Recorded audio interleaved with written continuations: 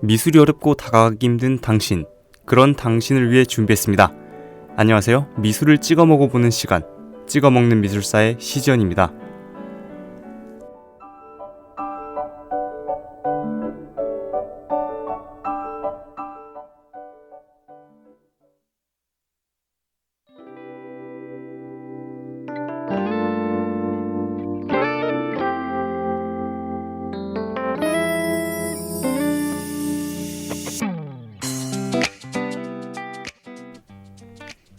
여러분, 또 한 주가 지나고 개강한 게 엊그제 같은데 벌써 4월이 되었습니다.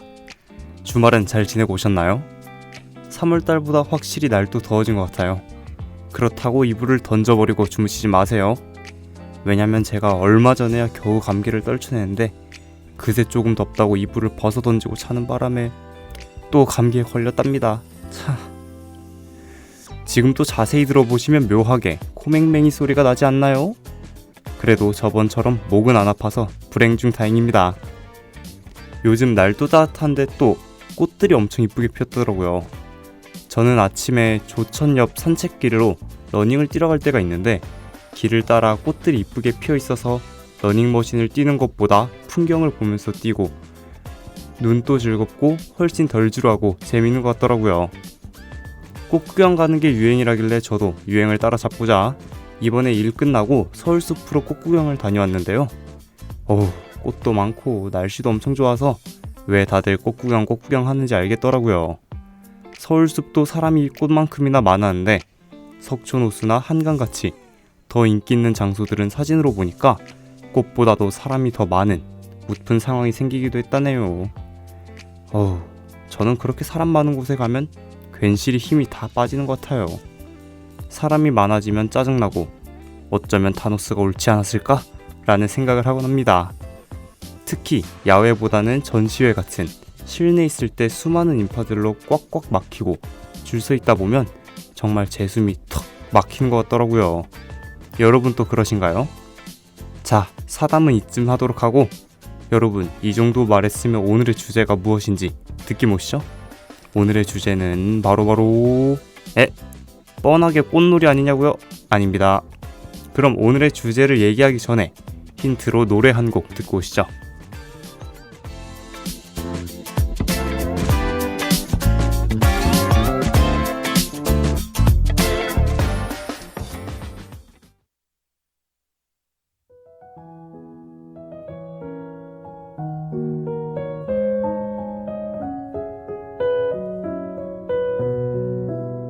한적한 밤 산책하다 보면 어김없이 생각나는 얼굴 반짝이는 별을 모아 그리는 그런 사람 좁다란 길 향기를 채우는 가로등빛 물든 진 달래꽃 이 향기를 그와 함께 맡으면 참 좋겠네. 보고 싶어라 그리운 그 얼굴 물로 그린 그림처럼 사라지네. 보고 싶어라 오늘도 그 사람을 떠올리려 산책을 하네.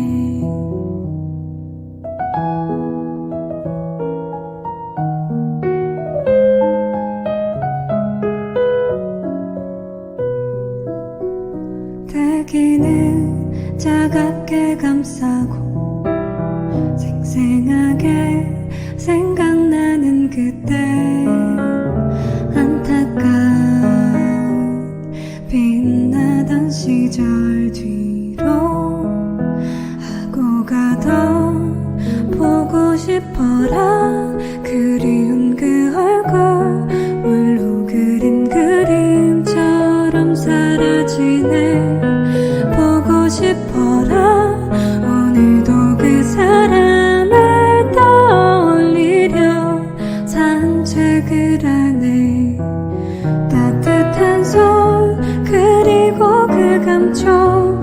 내가 쏙 들어 앉아있던 그 눈동자 그 마음 아무것도 바라지 않고 사랑을 주던 그가 보고 싶어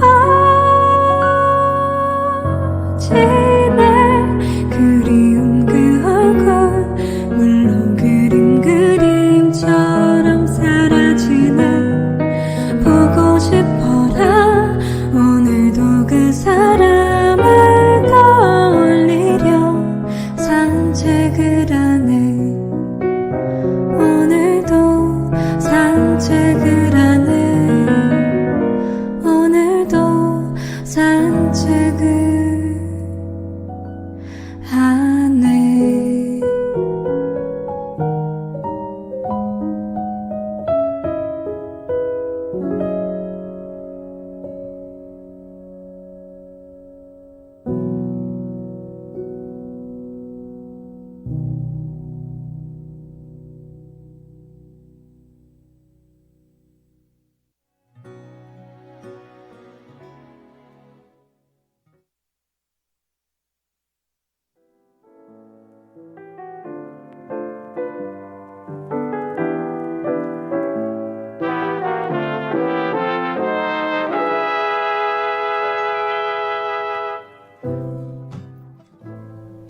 네, 백예린의 산책 듣고 싶습니다.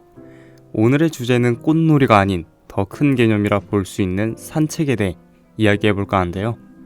여러분은 보통 산책하면 어디로 가시나요? 도심 한복판을 산책하는 분은 적을 것이라 생각하는데요. 저 역시도 공원을 산책하는 것을 더 좋아합니다. 오늘의 작품은 산책하고프게 만드는 공원이 그려진 작품인 조르주 세라의 그랑자트 섬의 일요일 오후입니다. 미술교과서나 휴지곽에서도 다들 한 번쯤 보신 적 있을 것이라 생각하는데요. 작품의 배경이 된 그랑자트 섬은 센강을 끼고 있는 섬으로 당시 파리 사람들에게 쉼터로서 인기가 많았다고 합니다. 작품 속 인물들을 보면 휴식을 취하러 온 사람들 치고는 옷이 화려하죠? 정장을 입고 드레스를 입고 양산을 들고 심지어 엉덩이를 크게 보이려고 하는 보형물까지 착용하고 있습니다. 당시에는 피크닉과 같이 휴식을 위해서도 옷을 차립고 갔다고 하네요. 그런데 편안한 민소매 차림으로 누워 파이프를 물고 있는 인물도 볼 수 있는데요. 이는 그랑자트 섬의 동쪽에는 부유한 부르주아들이 주로 살고 있었고 서쪽에는 노동자 계급이 주로 살았는데 휴식하는 공간에 있어서는 동서의 경계가 무너지고 누구나 쉴 수 있는 공간을 그리려 한 작가의 의도를 알 수 있습니다. 또 오른쪽 가장 큰 여성은 애완 원숭이에게 목줄을 하고 산책을 나왔는데요. 당시 원숭이는 방탕함, 음란함을 상징한 동물이었기에 이를 통해 이 여성이 방탕한 매춘 또는 불륜하는 여성이라고 해석할 수 있습니다. 실제로 그랑자트 섬에서 매춘이 성사되기도 하였다고 하네요. 작품 속에 나와 있는 군인 2명은 이를 단속하기 위한 역할이라고도 해석해 볼 수 있습니다. 이 그림은 아주 치밀하고 계획적으로 만들어진 작품으로도 유명한데요. 색채와 구도 모두 과학적으로 설계가 되어 있습니다. 그가 등장하기 전 화가들은 순간의 인상이 사라지기 전에 빠르게 붓질하여 그려내었는데요. 이때 붓질은 서로 색이 섞이지 않게 하려고 노력하였습니다. 특히 물감이 서로 섞이게 되면 본래의 색보다 더 짙어지는 것이 문제거리였기 때문인데요. 이를 해결하기 위해 세라가 시도한 것은 다름이 아닌 포인틸리즘이라고 불리우는 점묘 분할법입니다. 점묘 분할법은 인간의 눈이 이전에 본 것에 영향을 받는 잔상과 빛의 삼원색이 합성할수록 명도가 높아진다는 원리를 사용한 방법인데요. 세라는 이를 위하여 당시 화학자 슈브레를 색채 이론을 기반으로 색을 팔레트에 직접 혼합하여 사용하는 것이 아닌 삼원색들을 인접하게 두어 보는 사람이 인식하는 과정에서 색을 혼합하여 인식할 것을 의도하며 작업하였습니다. 예를 들어 초록색으로 보이는 부분이 알고 보면 무수히 많은 노란색 점과 파란색 점이 인접하여 있는 것이죠. 세라는 녹색 점 옆에 붉은 점을 찍어 노란빛이 더욱 선명하게 보이도록 하였고, 작품의 내 끝변에는 보색으로 만든 테두리를 둘러 안쪽의 그림이 보다 선명하고 눈에 확 들어올 수 있도록 유도하였습니다.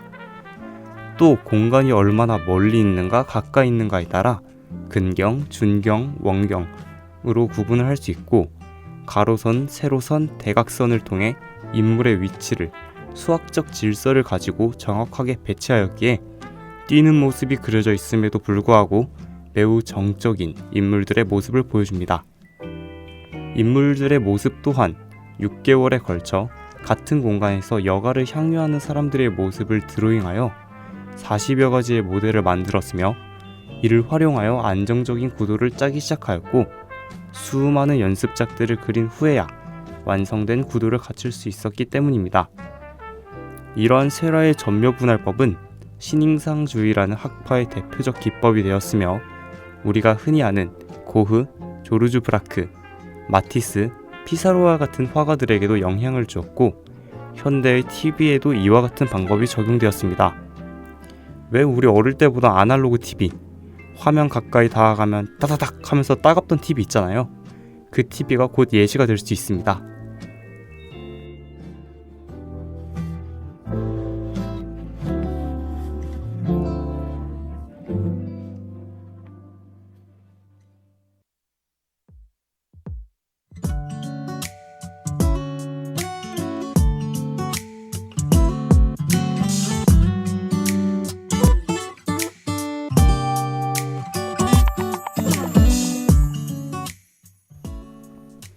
산책을 좋아하는 입장에서 그랑자트 섬, 저도 꼭 가보고 싶네요. 저도 예전에는 집에 틀어박혀 있는 것을 좋아했는데 언젠가부터는 밖에 나가서 신선한 공기도 쐬고 풍경 보면서 산책하는 게 그렇게 좋더라고요. 특히 어디로 이어지는지 모르는 새로운 길을 발견할 때 괜히 어디로 이어져 있을까 궁금하고 한번 가보고 싶은 욕망을 참을 수 없더라고요. 산책을 좋아하게 된 데에는 산책하면서 생긴 좋은 추억이 있기 때문이 아닌가 싶은데요. 조치원에 있으면 솔직히 할 게 없잖아요? 그래서 그런지 몰라도 작년에 저랑 동기들은 마땅히 할 게 없으면 근처를 산책하곤 하였는데 근처에 있는 홍대도 놀러 가보고 조천을 쭉 따라 모르는 지역으로 넘어가기도 했죠. 특히 기억에 남는 건 신안리 저수지 쪽을 산책할 때였던 것 같아요. 헐떡고개를 넘어 자이아파트 사이를 가로질러 쭉 가다 보면 신안저수지가 나오는데요. 신안저수지 자체만으로도 데크가 있어 산책하기에 괜찮지만 저와 동기들은 언덕을 넘어가는 길이 너무 궁금해서 캄캄한 저녁 가로등 몇 개 의지하며 길을 걸었습니다. 날도 선선하고 친구들끼리 이야기하던 것도 너무 재밌었는데요. 바로 옆에 산속에서 들짐승 소리가 나기 시작하니 한 놈이 이거 멧돼지 아니야? 이러는데 저희 모두가 멧돼지가 왜 나오냐 하면서 구박했지만 사실 진짜면 어쩌지? 하고 지그재그로 달릴 준비를 하면서 은근히 긴장하고 있었죠. 언덕을 넘어 내려가는 길엔 별로 있지도 않은 민가에 커다란 개가 저희를 발견하고는 엄청 짖으면서 달려들길래 다같이 불이 나게 도망치듯이 달려 내려왔습니다. 특히 개를 무서워하는 저는 누구보다 빠르게 친구들을 버리고 도망쳐왔기 때문에 욕을 좀 먹었던 기억이 나네요. 그런 사건을 겪고 나니까 급 피곤해지더라고요. 나름 긴장이 풀린 건지 저수지 오기 전부터도 계속 걷고 있어서 그랬는지 아무튼 그때 생각으로는 이제 방 들어가면 씻고 완전 꿀잠 잘 수 있겠다 생각했는데 또 길을 모르다 보니 빙빙 돌다가 모르는 마을 회관도 지나치고 그러던 중 고고환경연구소라는 표지판을 보니 새삼 너무 반갑더라고요. 지금 생각해보면 그렇게 긴 코스도 아니고 힘든 길도 아니었는데 무슨 김정호가 되어 조치원 지도를 그리기 위한 모험이라도 한 것 같은 기분이 왜 들었는지 모르겠네요. 최근에는 포켓몬 고라는 게임을 다시 시작했더니 반강제적으로 동네를 배회하고 있습니다. 이번에도 새로운 산책 루트를 발견하면 좋겠네요. 여러분들도 마땅히 할 것이 없거나 생각할 시간이 필요하거나 스트레스를 받을 때 집에만 있지 말고 나와서 산책해보시는 건 어떨까요? 친구와 함께 한다면 더욱 재밌을 것이고요. 제가 친구들과 함께 걸었던 일이 저에게 있어 큰 의미를 가지게 되었듯 여러분에게도 작은 사소한 일들이 모이고 모여 추억이 되고 더 큰 의미가 생기길 바랍니다. 마치 작은 점들이 모여 미적 가치를 창출하는 점유화처럼요. 여기에 딱 맞는 노래 한 곡 전해드리면서 이만 마무리하도록 하겠습니다. 경제완의 점.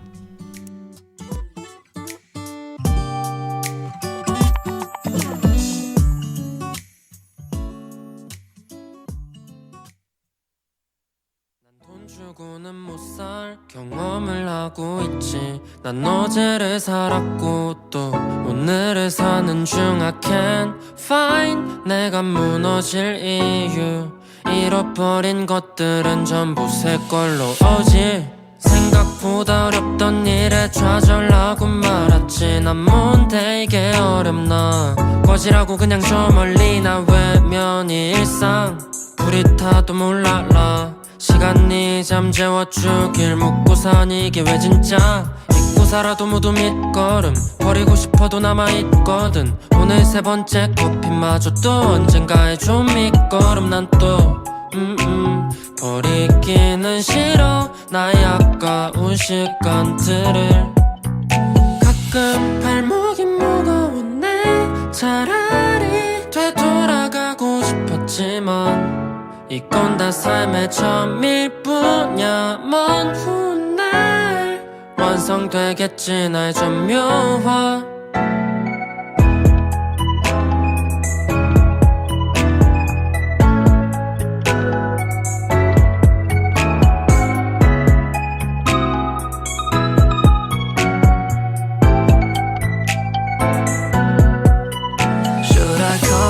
I'm getting right. 아무도 손 내밀지 않았지. 난 일어나 언제 털고 일어나야 했어. 매번 참던 눈물은 터지고 달아나야 했지. 나를 탓한 채 난 매일 이 길을 걸었던 추억을 떠올린 채 다시 앞으로 가야겠어. 좌절했던 나에게 미소를 지으며 rewind. 흘려보냈었던 날 찾았지. 위로 같은 이곳에서 가끔 발목이 무거웠네. 차라리 되돌아가고 싶었지만 이건 다 삶의 처음일 뿐이야. 먼 훗날 완성되겠지 나의 점묘화.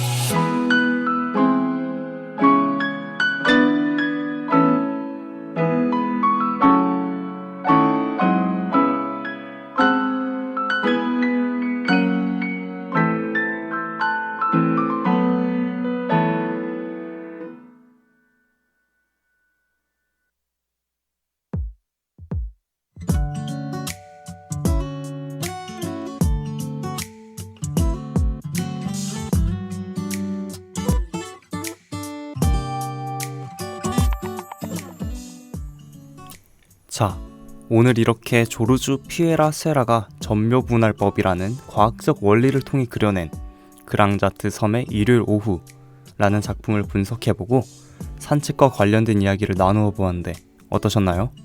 오늘의 미술은 찍어 먹어볼만 하셨나요? 방송에서 소개해드린 작품의 경우 유튜브 썸네일을 통해서 제시해드리고 있으니 참고 부탁드리며 저는 다음 시간에도 다른 작품을 선정하여 소개하러 올 테니 앞으로도 많은 관심 부탁드립니다.